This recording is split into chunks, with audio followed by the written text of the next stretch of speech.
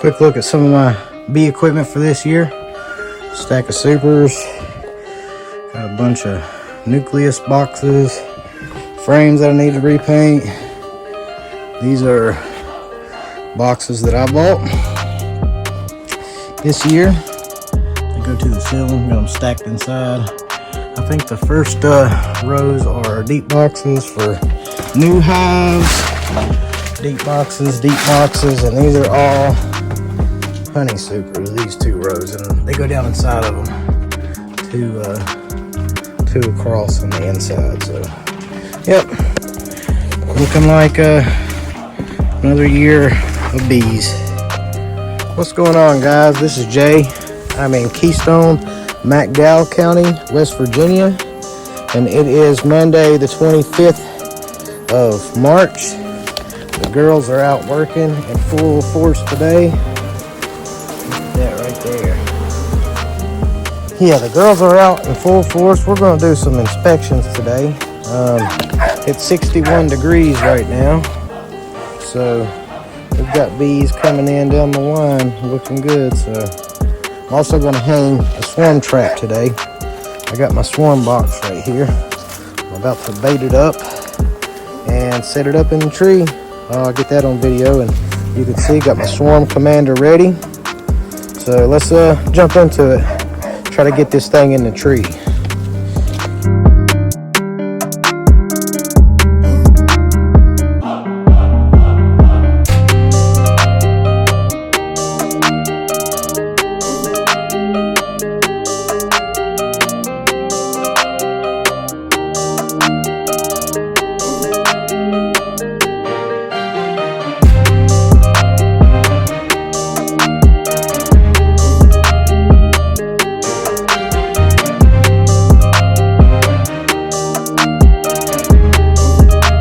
Alright guys, we got the swarm trap up.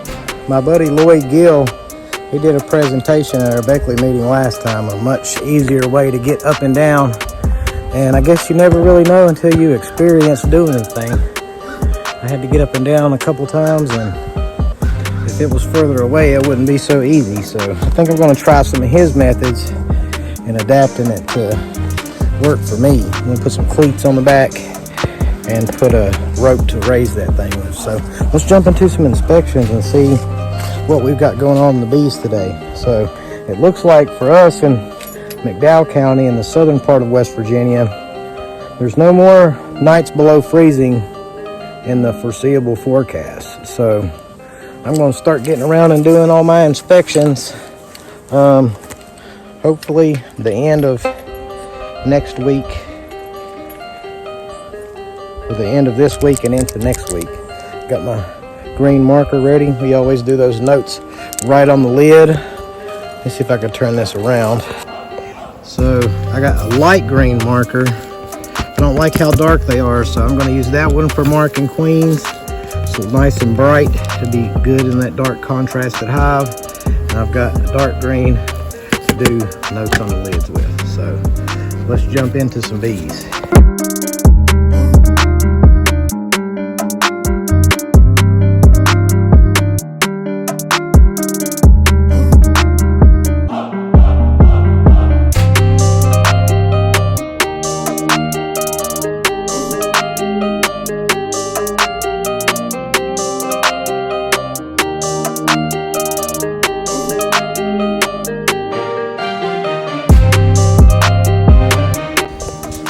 Alright guys, so I've been through 4 hives and I'm not inspecting for a whole lot. I just need to see some evidence. I'm going to take you in one to show you what I'm looking for. The first 4, they look excellent. So let's go ahead and set that up. That way I can show you exactly what it is that I'm looking for. Set this up in a way so you can see pretty good. Alright. So, first thing I'm looking for is, I want to see the sugar in the top. I already did external inspections, and as you can see, there's wax up here. So, this hive already has good signs for me to believe that there's good signs.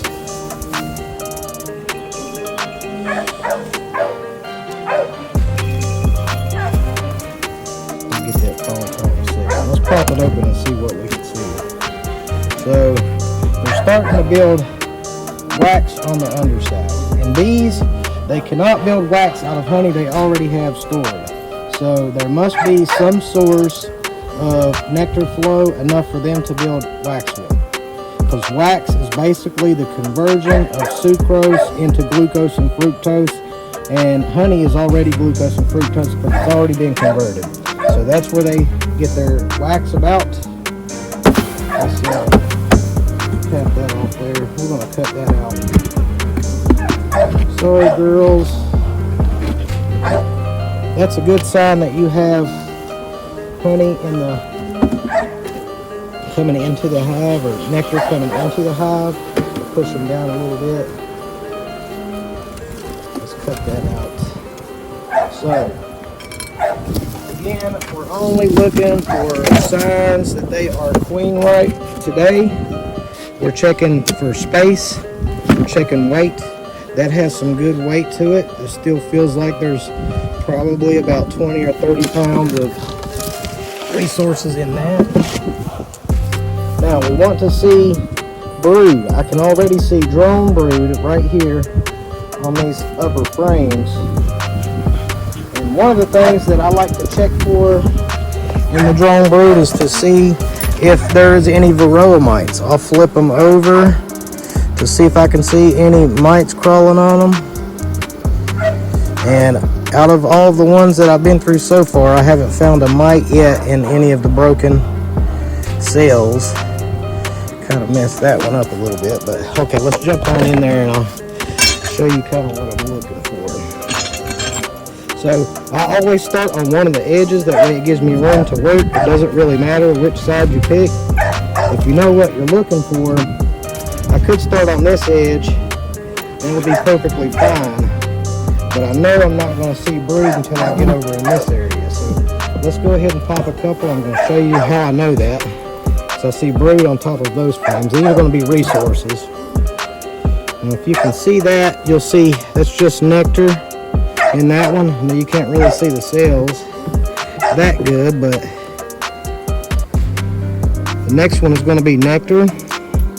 And until we get to that pollen frame, we're not going to find much brood. That's all capped there. So that's resources. The next one is already, that one's capped as well. So resources. And a lot of this is new. A lot of this is new because it's wet. That in the middle is definitely new and wet. Let's have a little sample. See what we can taste there. It's kind of dark.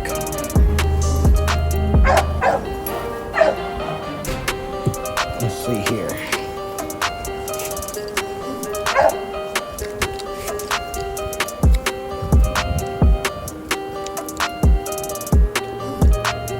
Tastes like wildflower honey to me. Wildflower honey is just something that you can't distinguish, so it doesn't have a distinguishable flavor.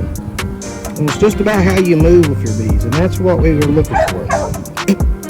Now, what can I see on this frame? Well, I can look for K-wing virus on my bees and make sure they don't have tracheal mites, and I don't see any of that.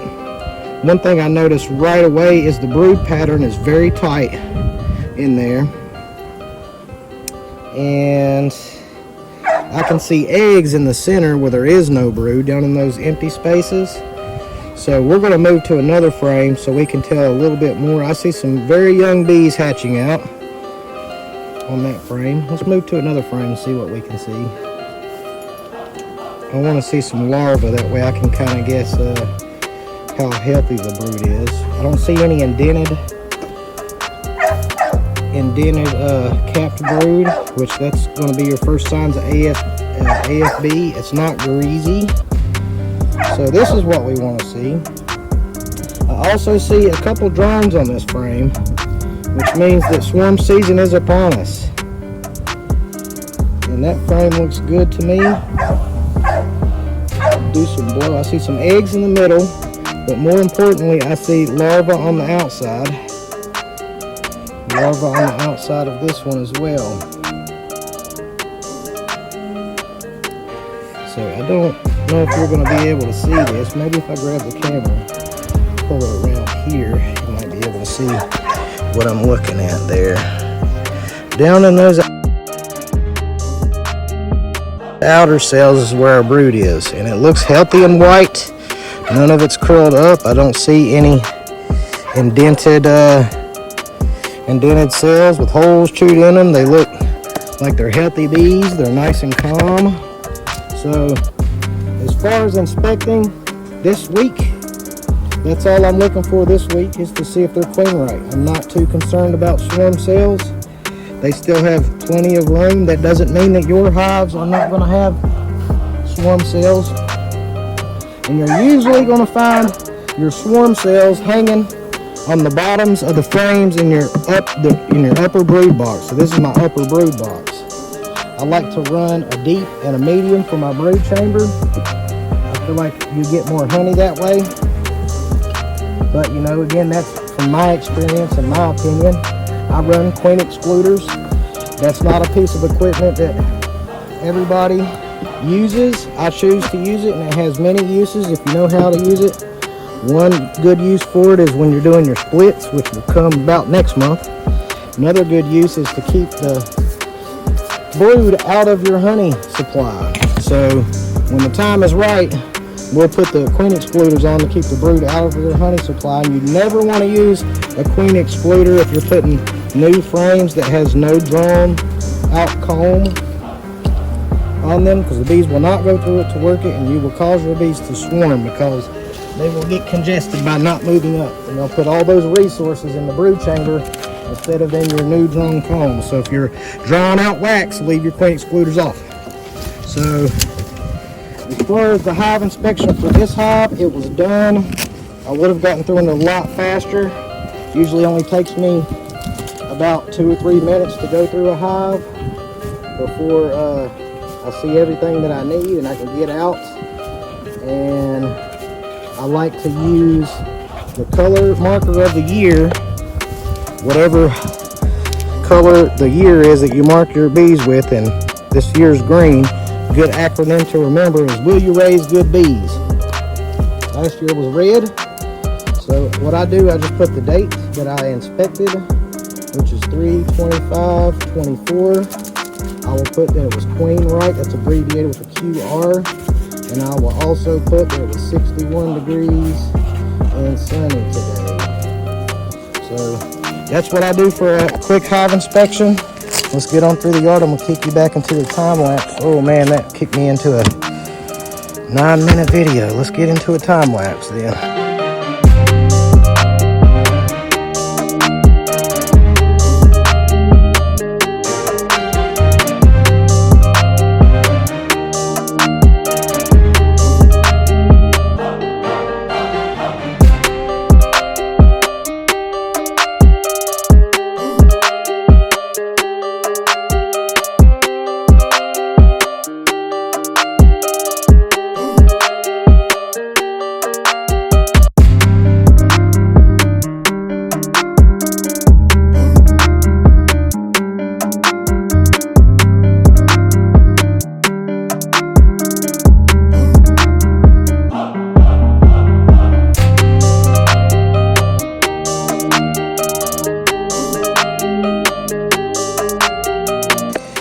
Alright guys, that was it. Went through the full yard today, and it wasn't too long. It took us about, I'm gonna say about an hour. We got through all these colonies. A lot of it was because I had to get tools and move around a little bit, but we took a couple boxes off. All of the colonies are queen right. I need to get a couple queens to replace in some of them that are not performing the best, but that's okay. That's what it's about. They got plenty of room. They're putting up some nectar from somewhere. We're starting to get a lot of willow down here bloomed out, and they're putting up enough to build some comb in the feeding shims. So we're going to get out of here. We got 2 more yards that we're going to do later on when it's a little bit warmer. Check them out and those types of things. But until next time, you're not going to get it sitting on the couch. So get out there, be active, Get your swarm traps in the trees because that season is upon us. There's tons of little flowers here and there out. Got to clean up some of this stuff, but yeah, looking good. All right then.